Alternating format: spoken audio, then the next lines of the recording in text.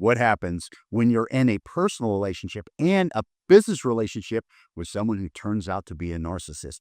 Well, in today's episode, our special guest is going to tell you that exact story and how she was able to come through it. She was not only a previous client of Melissa's, but she's also a songwriter. And her song, actually her story, debuts on June 1st, which is Narcissistic Abuse Awareness. So pretty ironic, but today you're going to get to hear snippets of her song and her videos, so you're not going to want to miss it.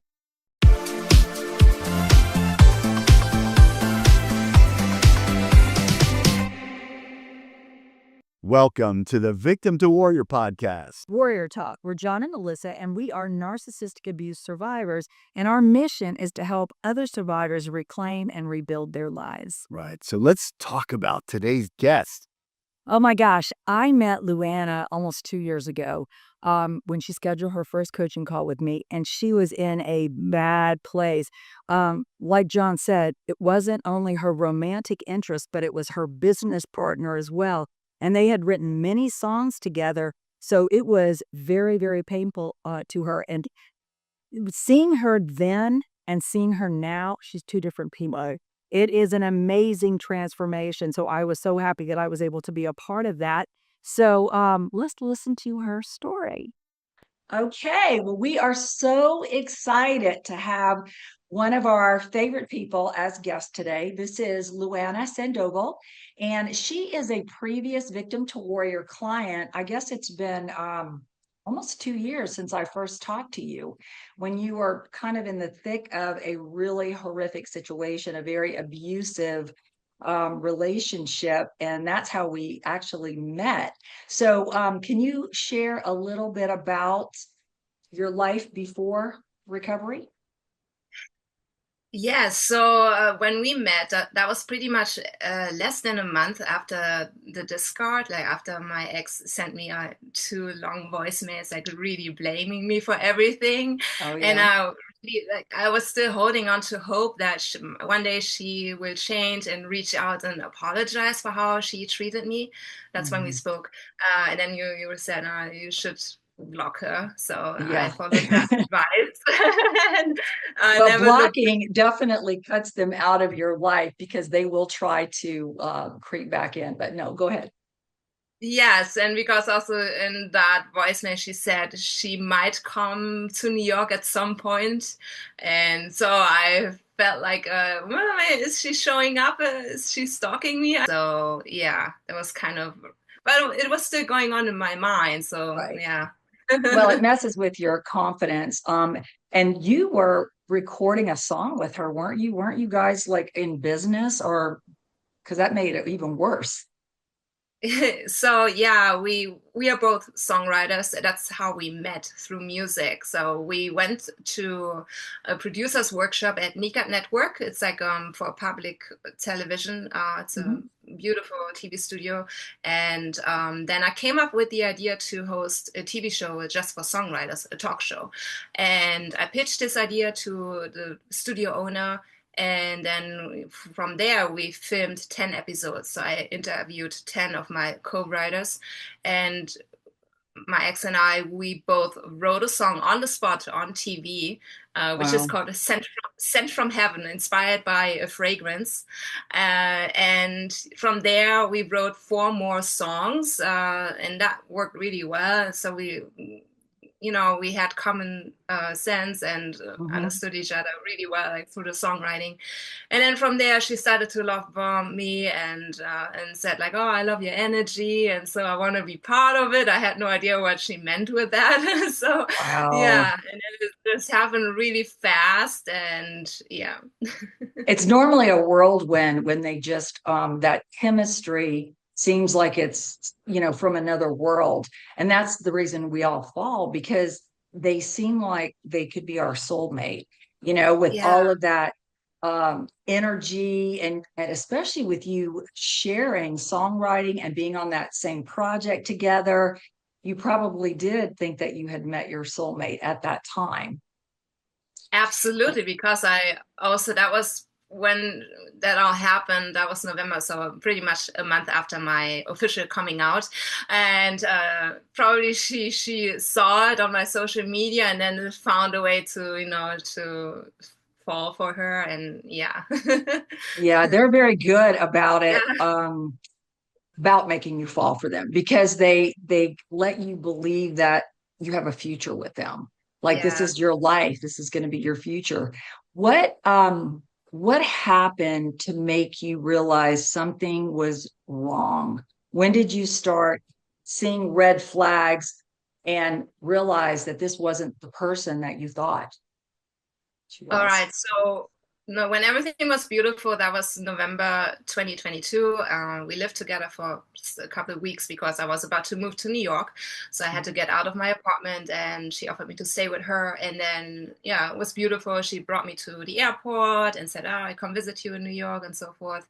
And then I visited her around Valentine's in 2023. And that's when I felt like, oh, there's something different about her because she didn't pick me up from the airport. She didn't bring me to the airport, like making up excuses for being late. So I waited the whole day in downtown Nashville for her to come pick me Oh, up. wow. And yeah, She yeah, sounded like so she was definitely went up and down with her feelings, like you said, love bombing you and then yeah, pulling away. That whole cycle of abuse is what definitely throws us off.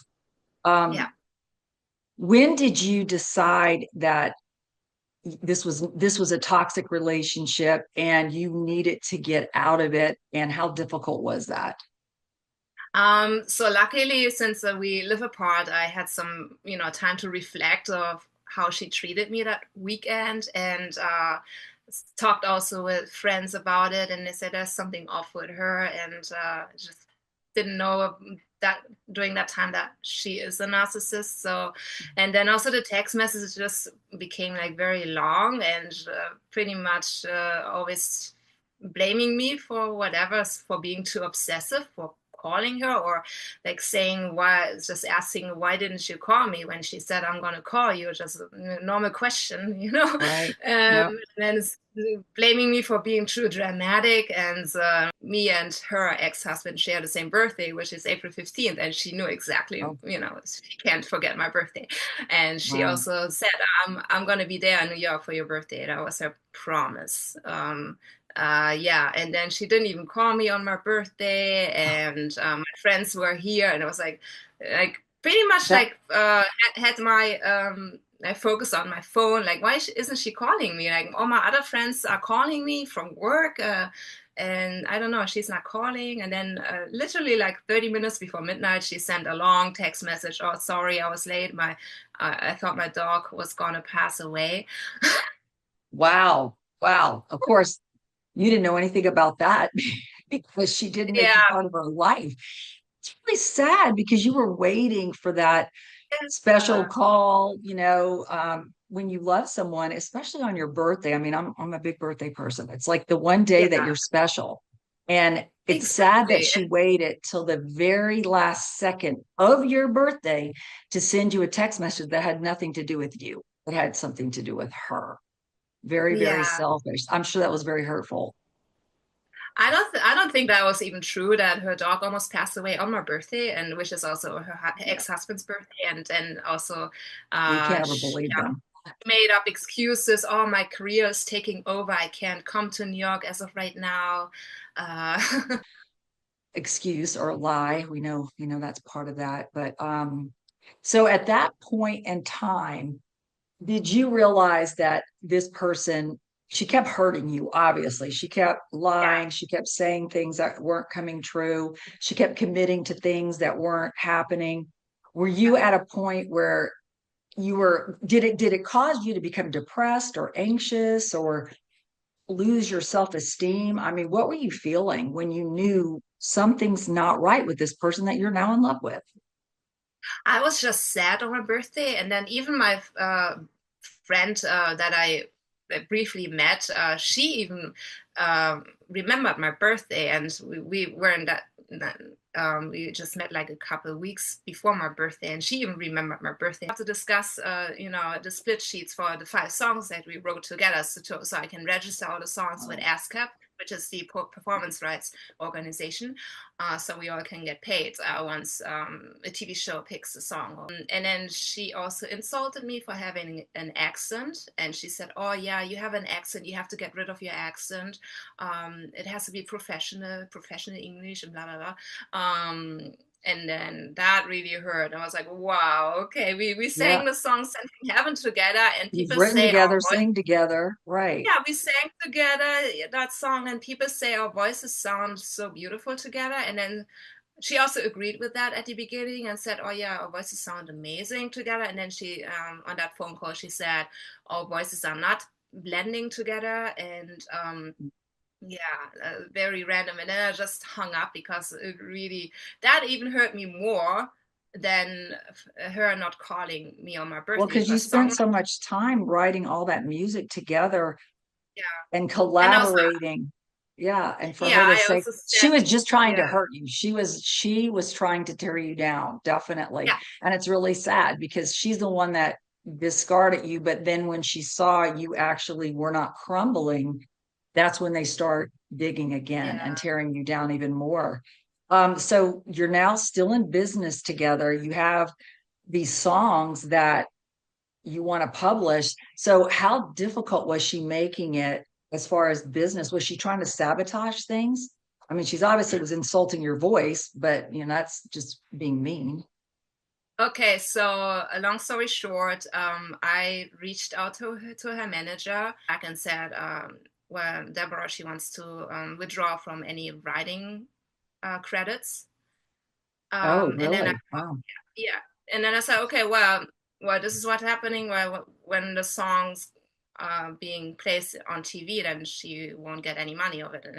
And then the manager said, well, yeah, she's aware of it. And I said, okay, well, I was still willing to give her a share because she is the co-writer for all the 5 Right. songs. So, and then he said, no, she's not interested in it. And I, Wow, that's pretty amazing because they don't like giving up control, yeah, especially if they think that they can control you or hurt mm, you or damage you or whatever. So that's pretty yeah, interesting. Um, Now you have a interesting. Yeah. new song coming out in June, Yes. with a new video, and it basically tells your story. It's very, Yeah. very creative, and we won't give away anything yet, but we're definitely going to tell the viewers how to connect with you and listen to your song. But tell me how you came up with that whole concept of that video and its song, because of course John and I got to see it, and it's very, very compelling, and it's something that you just cannot turn away from. I mean, the story, and it was very, very, very original, very creative. So what made you come up with that idea? Because this was pretty much through your recovery. You knew it was over and you're now picking up the pieces. So tell us how you got from where you were being so hurt to producing this song and video that basically would let others know what it's like. Yeah. So I wrote a song in March of 2023. That's pretty much when like things are starting to fall apart with all the text messages and excuses and not falling through her promise to come visit me in New York and so forth, and also saying that she was not looking for a relationship and pretty much like putting me down, like Yeah. and yeah, so I locked myself up in a rehearsal studio that I was renting back then in close to my neighborhood, and I spent a whole week. I was writing and crying and writing and crying, and then Good I played the therapy. piano. And within 1 hour, I wrote a song, "Pictures Fade Away," and really like yeah, wrote down how I felt back then. But then I also had this vision that one day, maybe half a year or a year from now, I will be healed and can find love again. So it has a dark side, but also a positive side at the same time. Appreciate you, and I hope wherever you are, you're having fun and staying safe. Your And feelings came I'll very see you fast and tomorrow. furious, And Yeah. And that's All right, very, sweetheart. very lovely. Have a beautiful And I night. love your soul, Peace. and I love your spark, and I love your passion. I wish you know. Pictures fade away, memories will stay, reminding me of Whatever happens, like, I'm on your side. I did not want to open the door to having the freight train that you have been in my life since we got together. You have been, excuse my language, a fucking freight train. I picked myself back up. I'm powerful and so much more. You didn't know how strong I am. Well, and it's a story of what you went through. And it knowing that there's so many people that are watching this that go through relationships like that, where you just think you met your soulmate. You just think that you have something such in common with this person, but all along it's just a game to them, and they play with your feelings. And I know when you and I first met, you were really struggling with why you wanted potentially for this relationship to work out, which has a lot to do with trauma bonding, of being just convinced that, that the rotten, horrible monster person is not really the true person. It's the other person that you fell in love with. So talk to the viewers a little bit about that trauma bonded feeling and how you finally, I mean, I don't know, you and I had meetings about it, how you were able to break it and actually go no contact with her. Yes, so obviously the memory of her being so charming and loving was so strong, and then it just didn't make any sense, like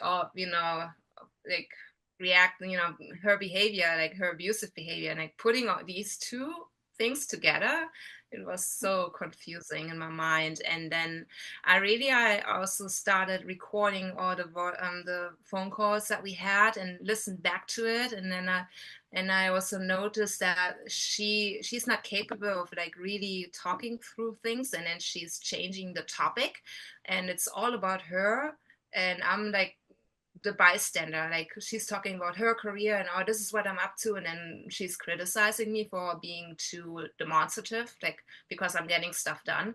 And I don't know, yeah, so I felt like, okay, this is the memory, and just tell myself that this was just a tactic of her to fool me, pretty much. Oh, absolutely. Your songwriting is very similar to journaling.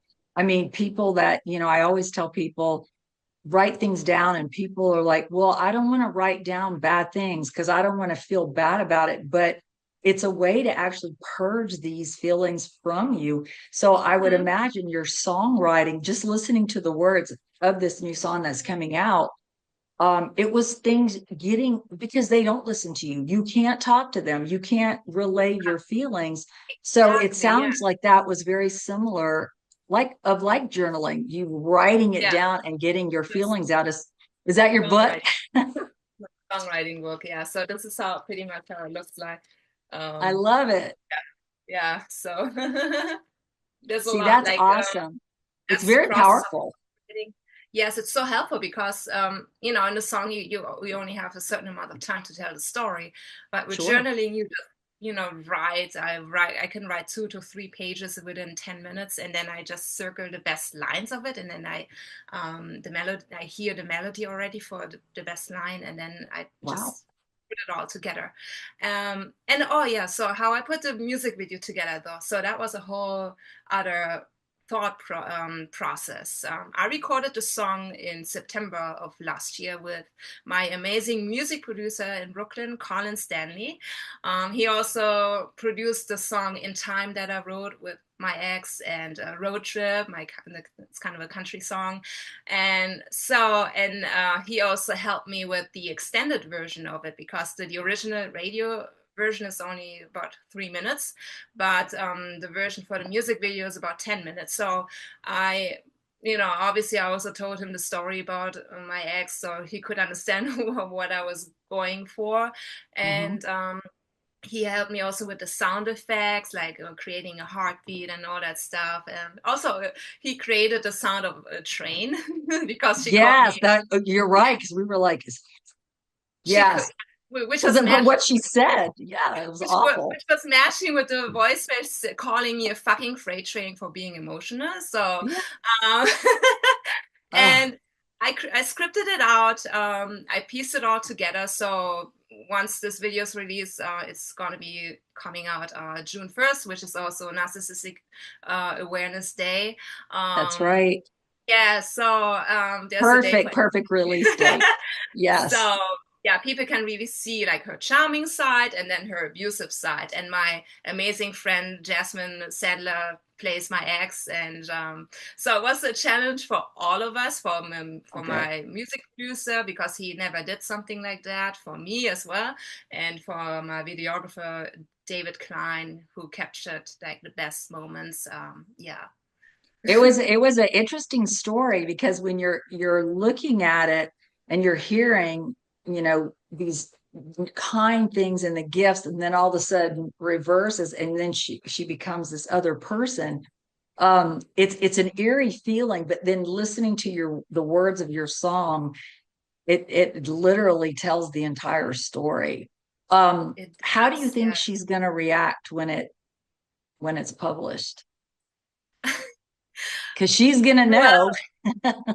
she's gonna know. Mm. I mean, I exposed her online already in 2023. I published when I published the song "Sent from Heaven." That was in August, so I just felt like I have to write like the whole story. And I Yeah. had an interview with Heat Waves magazine, which is talking about mental health, how music really helped me through this, yeah, through this trauma.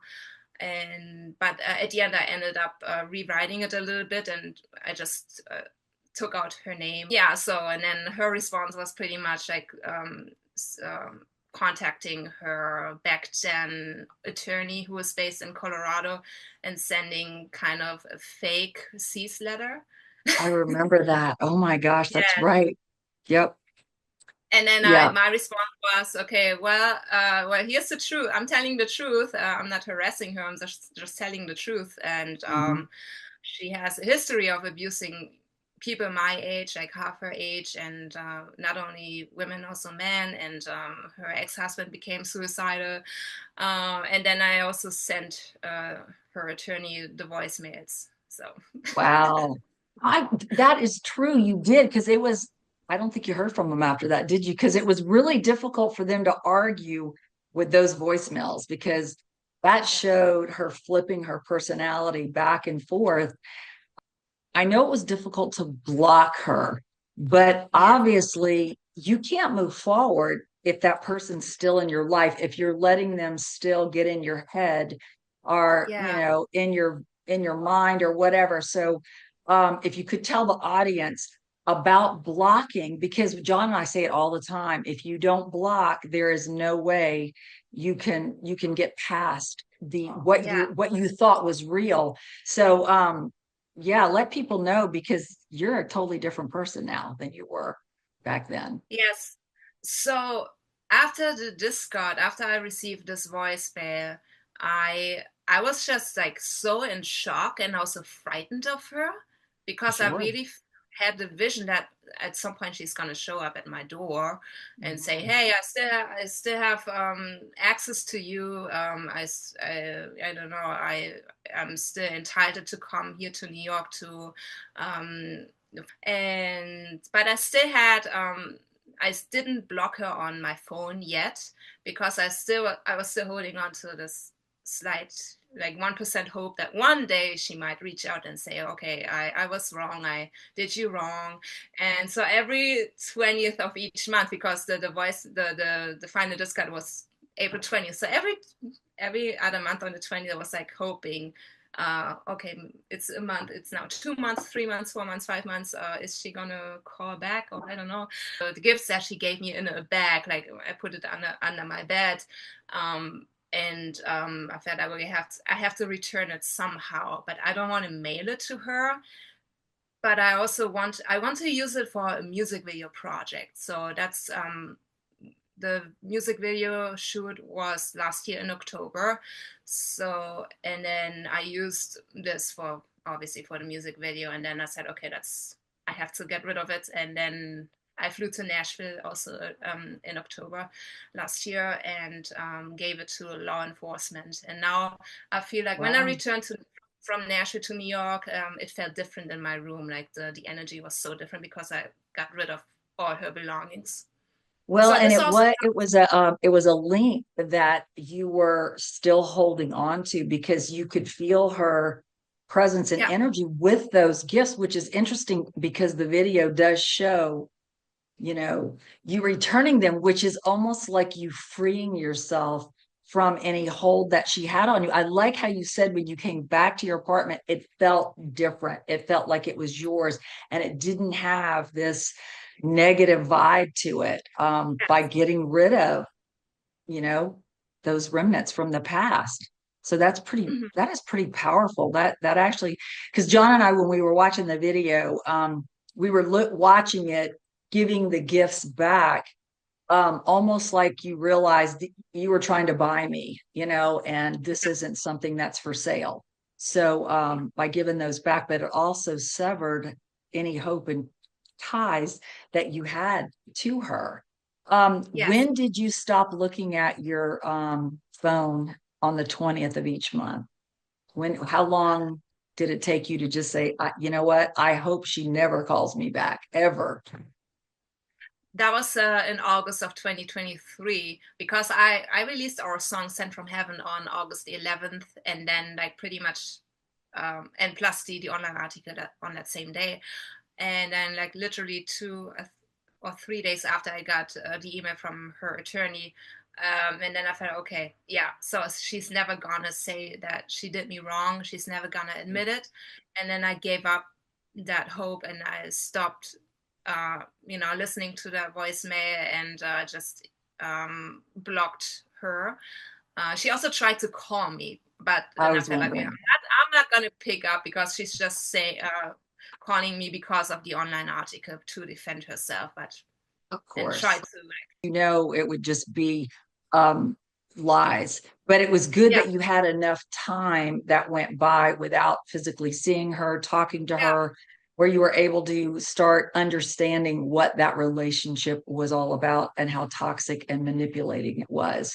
And that's what's so difficult for people. But you, I mean, you took your inner passion and you did not let her dim your light. You basically continue to shine, even though you went through a dark period. I mean, really, really sad, scary, dark period because of the emotional, mental, physical, all the abuse that's suffered with this type of relationship. But for you to actually pick yourself back up, discover that inner passion again, not let her tamper it out, and you were able to move forward with your recording career. And we're so excited for you. We really are. We can't wait for the viewers to hear your song, see your video, and follow you. What would you say to anyone that's actually going through what you went through? What would you tell them that the biggest part of advice as to how they can recognize it and how they can actually break free of it? What would you tell somebody going through the same thing? so for me it helped to record all the conversations and also write down how she made me feel, journaling, recording, or learn everything about narcissism. I did a lot of research, and then I watched a lot of videos. Sounds like it sounds very familiar what I went through, and then it all made sense. So yeah, Yeah. she's a narcissist. Okay. Yeah, Yeah. yes. And that's what a lot of people just, it's hard for them to accept the fact that this person that they're in love with is actually not that person. They were never that person. And you gradually realize that over time. But when you're going through it, it's really, really, really tough. So, but John and I are just so thrilled. We're so proud of you, and just you look totally different now than you did when we actually first met. I mean, you're That's true. smiling, you're happy, the energy is amazing. So, what would you tell people about the coaching that you and I had together? What would you tell people that was um, instrumental in moving forward? What would you say to people about that? Because obviously, it's my passion. Yes. It's very helpful because you went actually through this. So it's better to, go talk with somebody who has been through this abuse than like somebody who has never experienced it. So, Absolutely, yeah. that's good because it does help when you can relate to somebody and they're not crazy. Because sometimes we sound crazy when we're trying to describe something about a person that looks totally different, acts totally different in front of other people than they do behind the closed doors. It's very difficult to explain that to somebody who's never been through it because we do sound crazy. So, yes, talking to somebody that understands it and educating yourself and watching the videos. I mean, that's been part of John and I's program, is like showing people what it looks like. So they realize it's not them. They're not crazy. But anyway, well, we are thrilled for you. I'm glad that we could be on this journey with you. And like I said, we will give all of your information so people can follow you. And when your song comes out on June 1st, which is Narcissistic Abuse Awareness, which is a perfect day for you to roll that out. Hopefully we'll have a bunch of our followers listening as well. So, but thank you so much for being a guest. We really appreciate it. And we will continue to follow your career as well. Thank you. Thank you for Thank- having me. Oh, you're welcome. Wow. That was an amazing story. Really amazing. And it's so awesome to see where she was and where she is right now. But one of the things that she and I talked about early on was blocking. And you heard John and I talk about it millions of times. You have to block them no matter how painful it is. You heard her say how many times she looked at her phone just to see if possibly her ex abuser had reached out. And so she worked really hard with me on understanding trauma bonding, blocking. You can't move forward unless you block them from your life. That's the only way you can start healing. So I was so happy when she finally on our one of our coaching calls, she's blocked. She's blocked from everything. And so it was then that she was able to start moving forward. And she did it through journaling. We talked about journaling. And you saw her in the video holding up her journal. She just writes in notebook paper, but she uses her journal to write songs to just get it out of her system. So she was able to take that inner passion that this other person tried to steal from her and just bring it back out and write about it. That is why we are so passionate about journaling. Sometimes you just have to get it out, and a narcissistic partner is not going to let you get your feelings out. And they don't care. They don't care how you feel. Writing it down is amazing, and for her to turn them into songs is Therapeutic. it's so special. Really amazing. Now, are you journaling? Okay. If you're not, and you're just like, I don't know where to begin, that's okay. We were all there before, but journaling is so key to your recovery, to your sanity, really, just to being able to clear your mind of all that toxicity. So we're going to recommend some journals that both Melissa and I use. We're going to put them in the description below, and those will help kickstart you into journaling on a daily basis. Now, if you need coaching, need help on how to journal, or just really don't know what to do at this point where you are, please set up a recovery call with Melissa, one-on-one call with her. She is amazing, and we're going to put in her link in the description as well, with a $25 off your initial call. Just enter Recovery 25. We're going to put that below, and you'll be able to take advantage of that. And one other thing, if you're struggling with your recovery and just don't know what to do, let us guide you. We have the most amazing 8-week life transformation method where we hold your hand every single day for 8 weeks. It's an amazing method that we both use to recover. And guess what? We're giving you the first 2 weeks of the 8 weeks completely free. So you have nothing to use. Try it for 2 weeks. Test drive it for 2 weeks before you buy it. If you don't like it, which we really haven't had anybody that has not gone forward with it through weeks through 8, but just try out those 2 weeks and move forward with your healing. You're going to really love this method. It's really amazing. And it'll let you discover your inner self again, like, because we all became just shells of who we were before. And so getting back to that person of confidence, strength, self-esteem, It's hard. It really is. It's easier just to stay isolated, but it's unhealthy. So moving forward and reclaiming your life and rebuilding your life and building a life that you truly love, you deserve this because what happened to you was not your fault. So we appreciate you guys following us. If you haven't subscribed to this channel, please do. We're always bringing out new information to help so many people because this is a global epidemic. Like this video, comment below. Please comment. Yeah. Yes, if you've been through anything that Luana talked about, or if you just want to hear more of her music, I'm sure she will be happy to. Oh, yeah, we're going to put her website. Yeah. Absolutely. We're going to put her website in the description. So if you want to know more about her story or when her music's available, we're going to put that information below. Absolutely. And we'll see you on the next podcast. Right.